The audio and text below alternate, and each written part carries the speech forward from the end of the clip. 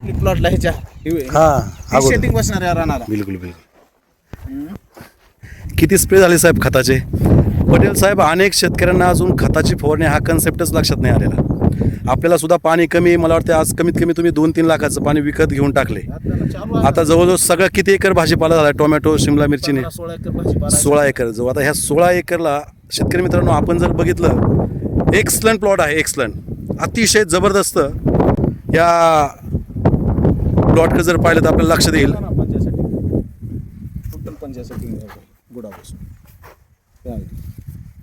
आपल्या लातूर एरियामध्ये असा प्लॉट नाही. असा प्लॉट जावेद पटेल साहेबांनी बनवलेला आहे. हा जवळजवळ 3 एकरचा प्लॉट आहे. खाली हा जो आहे 4 एकरचा प्लॉट आहे. हा इकडे 4 एकरचा प्लॉट आहे आणि खालच्या साईडला एक 3 एकरचा प्लॉट आहे. तर शेतकरी मित्रांनो आपण जर बघितलं तर एका फांदीला, एका झाडाला 10-10, 12-12 फुटवे आहेत. आणि फळांची संख्या जर बघितली तर फळं खूप आहेत. आणि पाणी कमी असतानाही पण या प्लॉटचे नियोजन जावेद पटेल साहेबांनी अतिशय चांगल्यापैकी केलेले आहे. आणि पटेल साहेब, आपल्या खताच्या फवारण्या किती झाल्यात? मी हा विषय घेत होतो. 6 ते 7 स्प्रे. आपण कीटकनाशकाची फवारणी आपण तसं पाहिलं तर गरजेनुसार कमी घेतलेले आहेत. म्हणजे गरजेनुसार घेत गेलो बुरशीनाशक आणि कीटकनाशकाचे. पण खताच्या स्प्रेला आपण आहे की केलेले नाही. बिलकुल बिलकुल. आणि खताचे स्प्रे सोबत आपण आळवण्या किती केलेल्या आहेत? 3 केला साहेब. 3 आळवण्या केल्यात आपण. कॅल्शियम नायट्रेट आणि बोरॉन ड्रीपमधून दिलं. याच्या व्यतिरिक्त ड्रीपमधून आतापर्यंत काहीच दिलेलं नाही. फक्त 3 खताच्या आळवणी आणि पुन्हा एकदा सेकंड डोस तुम्ही आता खताचा भरलेला आहे.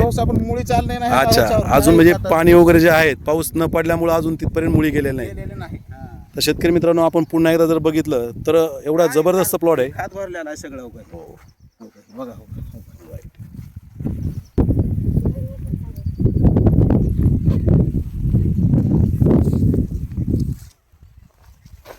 भरपूर फळधारणा झालेली आहे.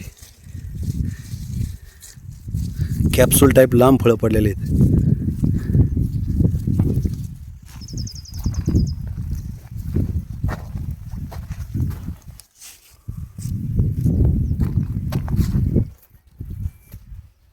पडेल की साहेब. ती सरी बघा कशी फांगलेली आहे. बघा ही एवढं सड झाल्यावर लय माल होणार हो साहेब. हो आहे. हा एवढाच माल खूप आहे आपल्या. 1200 कॅरेट माल आहे हेच.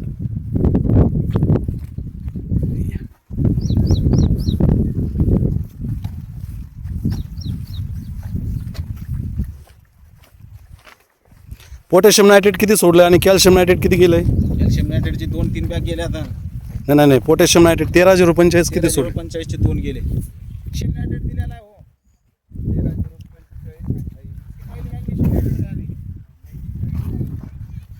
मॅग्नेशियम नायट्रेट पुन्हा का द्यायचं माहिती आहे का? पावसामुळे थोडा शेंडा थांबलेला असतो आता.